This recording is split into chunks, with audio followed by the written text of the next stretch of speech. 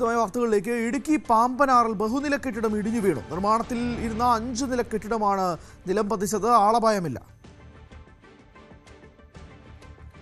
Prince B James വിശദാംശങ്ങളുമായി ഉണ്ട്. Prince, ഇത് എത്ര വർഷം മുമ്പ് പഴക്കമുള്ള ഒരു കെട്ടിടമാണ്? ഇതിൻ്റെ നിർമ്മാണത്തിലുള്ള അപാകത തന്നെയാണോ ചൂണ്ടിക്കാണിക്കുന്നത്? പിന്നെ ഇത് എത്ര മണിക്കായിരുന്നു അപകടം? തൊഴിലാളികളില്ല, ചുറ്റും ആളുകളും ഉണ്ടാവാത്തത് കൊണ്ട് വലിയ ദുരന്തം ഒഴിവായല്ലേ?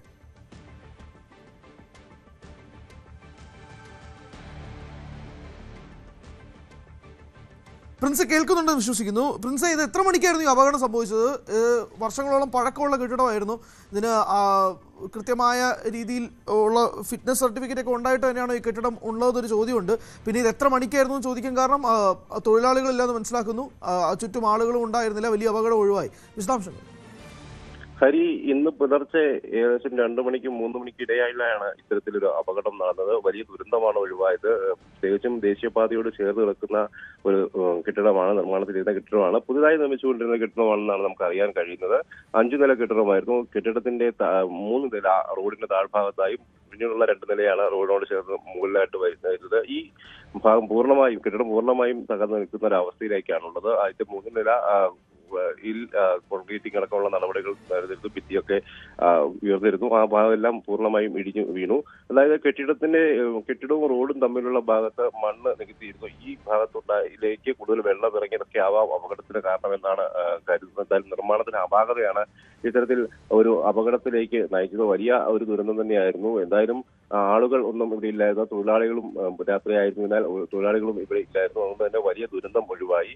കെട്ടിടത്തിന്റെ ഫിറ്റ്നസ് അടക്കമുള്ള കാര്യങ്ങളെക്കുറിച്ചുള്ള വിശദാംശങ്ങളൊന്നും വ്യക്തമായിട്ടില്ല. കാരണം ഈ നിലവിൽ ഈ ദേശീയപാതയോട് ചേർന്നുള്ള നിർമ്മാണമാണ് നടന്നത്. എന്തായാലും വലിയ ദുരന്തം ഒഴിവായ ഒരു സാഹചര്യം കൂടിയുണ്ട്. പഞ്ചായത്തിനടക്കമുള്ള അനുമതികളൊക്കെ ഉണ്ടായിരുന്നു. ഇത്തരം വലിയൊരു കെട്ടിടം ഈ മേഖലയിൽ നിർമ്മിക്കുന്നതിനുള്ള അനുമതികളൊക്കെ ഉണ്ടായിരുന്നു എന്നത് സംബന്ധിച്ചും ചോദ്യങ്ങളൊക്കെ വരുന്നുണ്ട്. റോഡ് നിരപ്പിൽ നിന്നും രണ്ട് നില മുകളിലേക്കും 3 നില താഴേക്കും എന്ന രീതിയിലായിരുന്നു നിർമ്മാണം നടന്നത്. കൃത്യമായി നിർമ്മാണത്തിലെ അപാകതയാണ് അപകടത്തിലേക്ക് ചൂണ്ടിക്കാണിക്കുന്നത്. റോഡുമായി അല്പം ദൂരമുണ്ട് ആ ഭാഗത്തുള്ള മണ്ണ് നികത്തുന്ന അടക്കമുള്ള നടപടികളിലെ മണ്ണ് നികുതിയൊക്കെ കുറവും അല്ലെങ്കിൽ ആ ഭാഗത്തേക്ക് വെള്ളം ഇറങ്ങി നമുക്ക് ആകാം അപകടത്തിലേക്ക് നയിച്ചതെന്നാണ് കരുതുന്നത്. ഹരി, ശക്തമായ മഴയും ഉണ്ടാകുന്ന ഒരു സാഹചര്യം ഉണ്ടായിരുന്നു. എന്തായാലും നിർമ്മാണത്തിലെ അപാകത എന്നുള്ളത് തന്നെയാണ് മനസ്സിലാകുന്നത്. കെട്ടിടത്തിൻ്റെ അടിത്തറയുമായി ബന്ധപ്പെട്ടുള്ള കാര്യങ്ങൾ ഉൾപ്പെടെ ചോദ്യചിഹ്നത്തിൽ നിൽക്കുകയാണ്. പുതുതായി നിർമ്മിക്കുന്ന കെട്ടിടമാണ്. അതിനിടയിലാണ് ഈ ഒരു ബഹുനില കെട്ടിടം, പ്രത്യേകിച്ച് 5 നില ഉള്ള കെട്ടിടം താഴേക്ക് വീഴുന്നത്. വലിയ ദുരന്തമാണ് ഒഴിവായത്. പ്രത്യേകിച്ച് ഇപ്പോൾ പറഞ്ഞതുപോലെ 2:30-3 മണിയായിരുന്നു. അപ്പോൾ ചുറ്റും തൊഴിലാളികളൊന്നും ഉണ്ടായിരുന്നില്ല, നാട്ടുകാരും ഉണ്ടായിരുന്നില്ല. അതുകൊണ്ട് തന്നെ ഒരു വലിയ ദുരന്തമാണ് ഒഴിവായത്. സ്വാഭാവികമായിട്ടും അന്വേഷണം ഉണ്ടാവും. ഇതുമായി ബന്ധപ്പെട്ട് എന്താണ് ഈ ഒരു കെട്ടിടം തകർന്നു വീഴാനുള്ള കാരണവുമായി ബന്ധപ്പെട്ടുള്ള നിർമ്മാണത്തിൻ്റെ അപാകതയുമായി ബന്ധപ്പെട്ടുള്ള കാര്യങ്ങൾ ഉൾപ്പെടെ ചോദ്യം ചെയ്യപ്പെടും എന്നുള്ളതാണ് മനസ്സിലാകുന്നത്. ഫിറ്റ്നസ് സർട്ടിഫിക്കറ്റ് ഉൾപ്പെടെയുള്ള കാര്യങ്ങൾ, പഞ്ചായത്തിൽ നിന്ന് കിട്ടിയ സർട്ടിഫിക്കറ്റ് ഉൾപ്പെടെയുള്ള കാര്യങ്ങളെല്ലാം അന്വേഷിക്കുന്ന രീതിയിൽ. പ്രിൻസ്, ഇതിൻ്റെ അന്വേഷണം എങ്ങനെയായിരിക്കും തുടരുന്ന എന്നെ സംബന്ധിച്ചുള്ള എന്തെങ്കിലും ധാരണകൾ ഉണ്ടായിട്ടുണ്ടോ? നേരത്തെയാണ്, എന്നാലും.